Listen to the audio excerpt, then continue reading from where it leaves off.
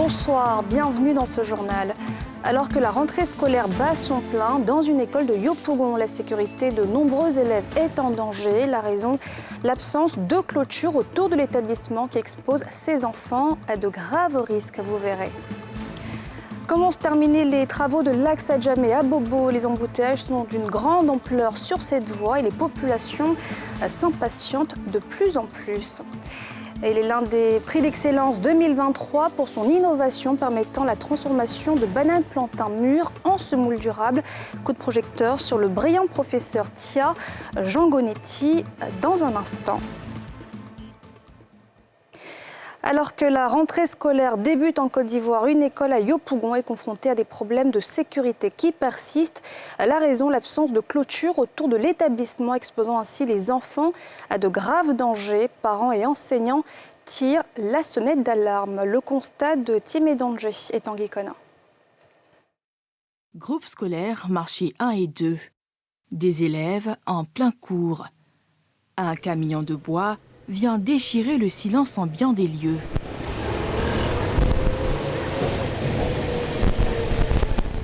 À quelques pas de là, sans état d'âme, à moins de 5 mètres de la première classe, des mécaniciens, eux, s'affairent à remettre en état ce véhicule en panne. Ici, ce fait insolite est désormais banal, tant il fait partie du quotidien de l'école. Aux côtés des écoliers, difficile pour les enseignants médusés et tétanisés de donner de la voix. Tous accusent le coup qui plombe la qualité du savoir. Les réactions viennent plutôt de parents d'élèves indignés par autant de menaces. Des données de dépotoir. Les gens viennent pisser ici, même la journée. Quand il fait soir, à partir de 18h, ici, là, tous les camions viennent garer ici. Ils rentrent jusqu'à ici, viennent garer, tout ici, là, les camions viennent stationner ici.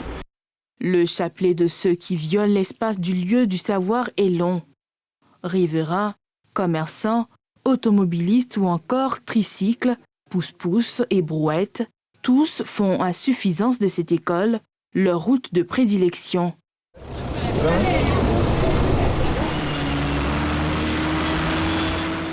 D'autres en font eux leur dépotoir, avec des ordures amoncelées à l'arrière des salles de cours. Outre le dépotoir, l'école est également un dortoir à la tombée du jour. Là, c'est un réservoir de nattes, de pagnes, de chaussures. En tout cas, c'est une armoire pour eux. C'est là-bas qu'ils déversent toutes leurs affaires.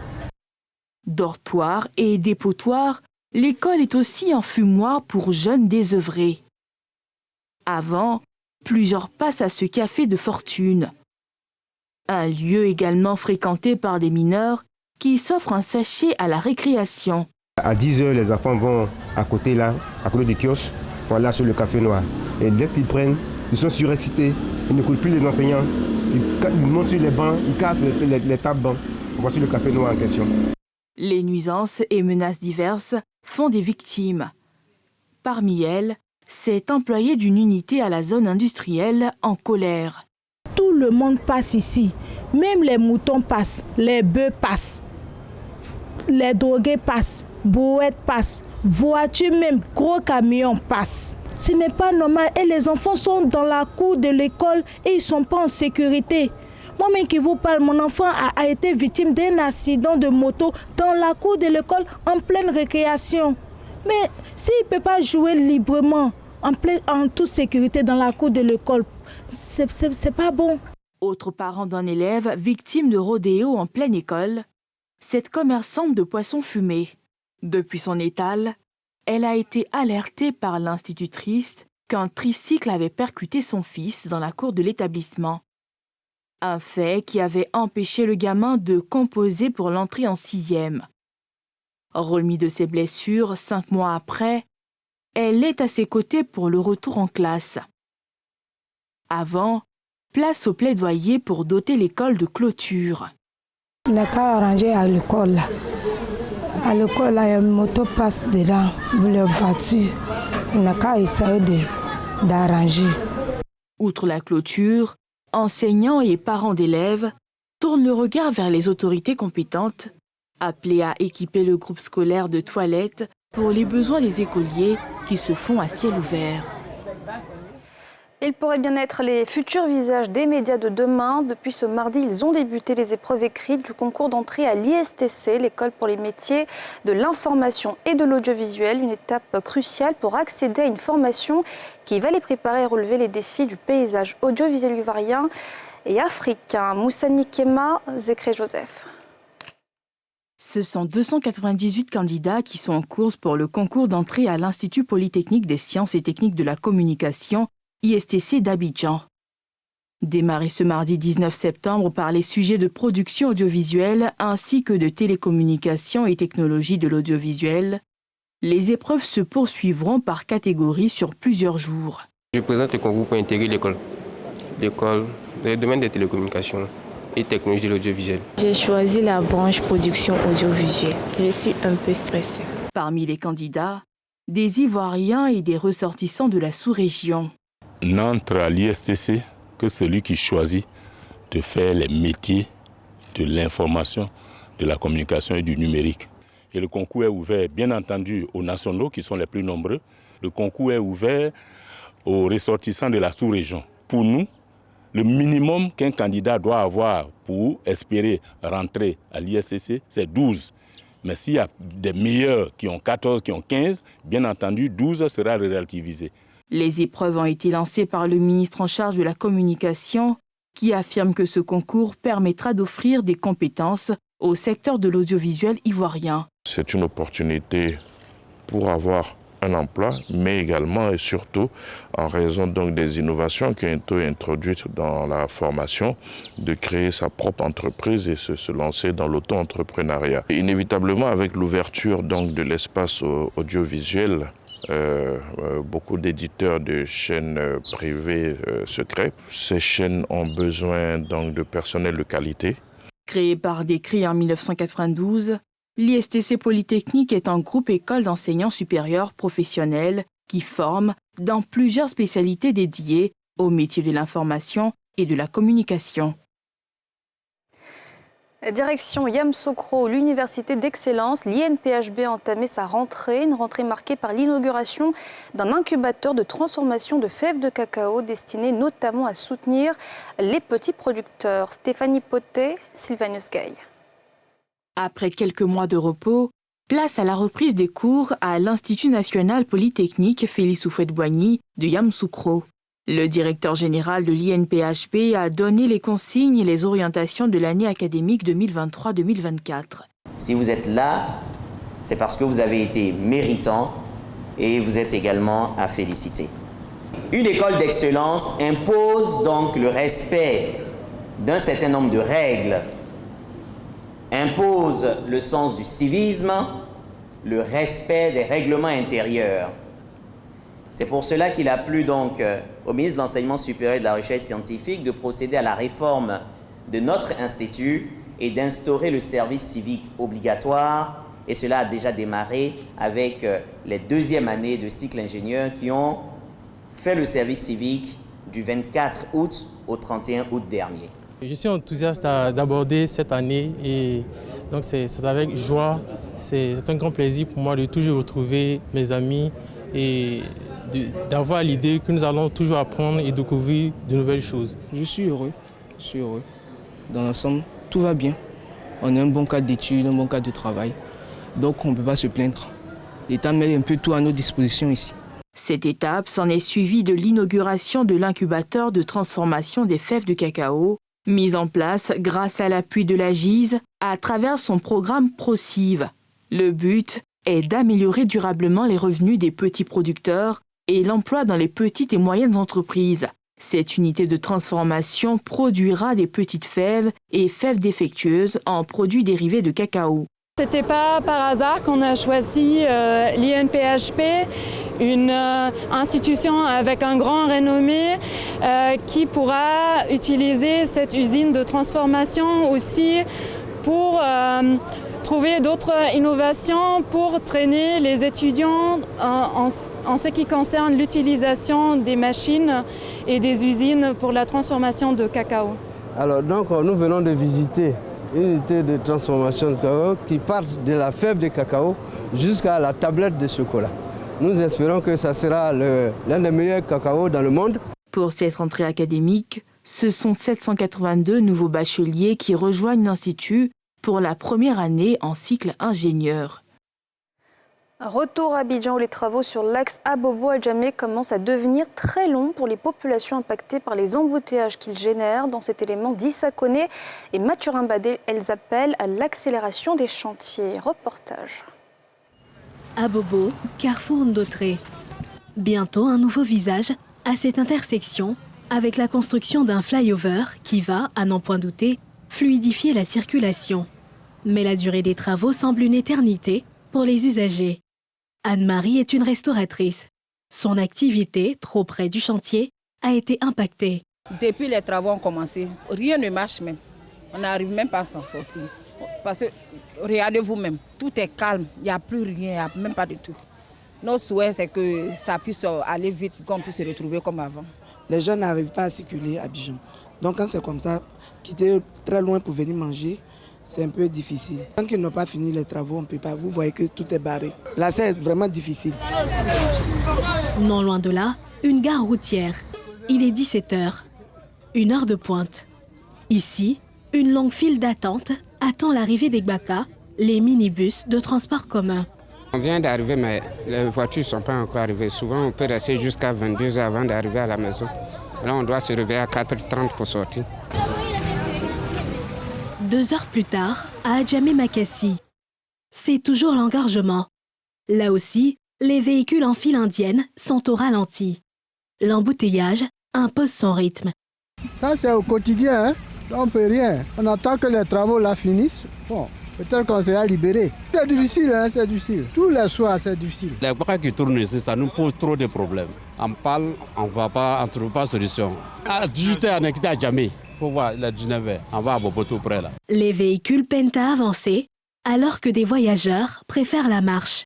Comme on a un problème de voiture là, nous on va à Adjamé. On ne gagne pas voiture, c'est pour cela qu'on marche pour venir à Sodesti, pour venir emprunter Gbaka. Si tu prends la voiture, tu es trop en retard. Il faut que marche arrive devant aussi. S'il y a un camion devant, et je prends, et puis il m'avance devant. Tant que la bouteille marche.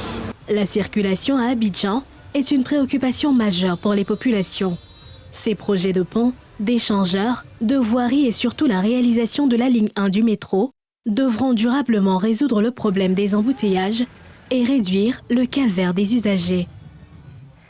Coup de projecteur sur l'un des prix d'excellence 2023, le professeur Tia Gonetti, récompensé pour son innovation permettant la transformation de bananes plantain trop mûres en semoule à longue conservation, à la rencontre de ce brillant enseignant de l'université Nangui-Abrogwa avec Salif Yalekwe et Kimo Eric. Laboratoire central de l'université Nangui-Abrogwa d'Abidjan, ex-université d'Abobo-Adjamé. Cet espace est pratiqué au quotidien par professeur Jean Gonetti Tia, titulaire de biochimie, technologie alimentaire à l'UFR Sciences et Technologies des Aliments de la 2e université du pays. Il a remporté, grâce aux fruits de ses efforts, le récent prix d'excellence de la meilleure action de valorisation de la recherche et de l'innovation. La transformation de la banane plantain trop mûre en semoule de longue conservation est l'une des innovations qui lui a valu d'être sur le toit de l'excellence. Un très bon résultat de recherche qui permet aujourd'hui de réduire les pertes post-récolte de la banane plantain et également de contribuer à la réduction de la pauvreté au niveau des populations rurales. Nous produisons beaucoup au niveau de l'agriculture, mais malheureusement, il reste beaucoup à faire. Toute cette production-là est exportée sous forme de matières premières. Et donc, il est grand temps de passer à la phase de transformation. Pour cet ex-pensionnaire du Collège d'enseignement général de Biankouman dans l'Ouest ivoirien, du lycée scientifique de Yamoussoukro, les chercheurs ivoiriens trouvent contrairement à la perception populaire. Mais la valorisation de la recherche reste une bataille. La recherche scientifique en Côte d'Ivoire a un très grand potentiel au niveau d'abord des animateurs de cette recherche. Il nous faut plus de moyens pour, on va dire, renforcer les capacités institutionnelles en matière de plateau technique, mais également la ressource financière qu'il faut pour conduire de très grandes recherches pour que cela puisse contribuer vraiment au développement de notre pays. Un prix d'excellence qui rehausse l'image de l'université dont il est issu. Une fierté pour les premiers responsables de cet établissement de l'enseignement supérieur qui s'en réjouissent. Des étudiants également, fiers d'apprendre à ses côtés. Pour nous, ce prix est bienvenu pour l'encourager, pour surtout le suivi qu'il fait. Pour moi, je ne le voyais pas autre qu'il mérite vraiment ce prix. Ce procédé novateur a été diffusé auprès de 3 coopératives de femmes à Toumodi, à Bengourou et Daloua. Cette invention dont les travaux ont été financés par le FIRCA à travers le Fonds compétitif pour l'innovation agricole durable lui a valu le brevet d'invention délivré par l'OAPI, l'Organisation africaine de la propriété intellectuelle. Et puis, bonne nouvelle, la Côte d'Ivoire dispose d'une nouvelle mine d'or située à Séguéla. Elle permettra la production de 28 tonnes d'or sur 8 ans et devrait rapporter près de 80 milliards à la Côte d'Ivoire. Les précisions de Pierre Dipomella. C'est dans la ferveur que les populations de Séguéla accueillent l'ouverture officielle de la mine de la ville qui permettra de booster l'économie de la petite commune puisqu'elle offre au moins 500 emplois directs. C'est le ministre en charge des mines et du pétrole qui a procédé à la coupure du ruban et au dévoilement de la plaque. Les retombées pour le pays, pour la région et pour les communautés impactées sont multiples. Pour l'État de Côte d'Ivoire, c'est plus de 80 milliards de francs CFA. Et pour le CDLM que nous venons de mettre en place, sur la durée de la mine, c'est à peu près 4 milliards de francs CFA qui seront mobilisés dans le CDLM. La production est évaluée à 4 tonnes d'or par an. La durée de vie de la mine est estimée à 8 ans. Son exploitation est l'affaire de Foruna Silver Mine, une entreprise canadienne. Des communautés locales qui représentent aujourd'hui 40% de la main-d'œuvre de la mine de Séguéla, dont 10% sont des femmes. Notre contribution au fonds de développement local minier permettra à Séguéla et ces villages de se développer durablement. Les populations de Séguéla se réjouissent du fort impact économique sur la localité. L'exploitation de l'or dans notre zone est tellement salutaire, en ce sens que à travers cette exploitation, les villages auront des marchés. Il y a des bas-fonds qui sont prévus pour être aménagés afin que nos mamans puissent les mettre en valeur et y cultiver des vivriers. Il y a également des moyens qui seront des moyens roulants qui seront mis à disposition, surtout des mamans pour sortir les produits des champs pour la commercialisation. Il y a également des écoles, des centres de santé qui sont construits. En tout cas, l'impact est énorme. Le ministre des Mines a installé le comité de développement local minier, lui remettant aussitôt un chèque de 100 millions de francs CFA pour la réalisation de projets communautaires dans les zones impactées. La première coulée d'or de cette usine est prévue pour mi-2024. Un mot de football à présent. Le calendrier des championnats de Ligue 1 et de Ligue 2 est désormais connu. Les matchs de Ligue 1 débuteront le 7 octobre quand ceux de la Ligue 2 reprendront le 13 octobre prochain. Les détails de Salif Yadekoué. Le football local reprend ses droits. Selon une note de la FIF, Fédération ivoirienne de football, le samedi 7 octobre prochain marquera le début du championnat ivoirien. Pour cette saison, 16 clubs seront en lice pour le titre de champion de Ligue 1. Pour la Ligue 2, 24 équipes tenteront de gagner les 2 tickets pour la montée dans l'élite. La Fédération ivoirienne de football FIF informe les clubs de Ligue 1 et Ligue 2, la presse nationale, internationale et le public sportif que l'ouverture du championnat de la Ligue 1 dénommé l'ONACI Ligue 1 est fixée au samedi 7 octobre 2023 et le championnat de Ligue 2 le vendredi 13 octobre 2023. Avant cette échéance, la Supercoupe Félix Houphouët-Boigny aura lieu dimanche prochain au stade Charles-Konan-Banny de Yamoussoukro, la capitale politique ivoirienne.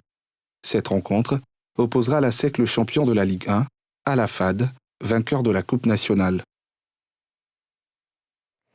Et voilà, c'est la fin de ce journal. Merci de l'avoir suivi. On se retrouve demain, même heure. Bonne suite de programme sur la nouvelle chaîne ivoirienne.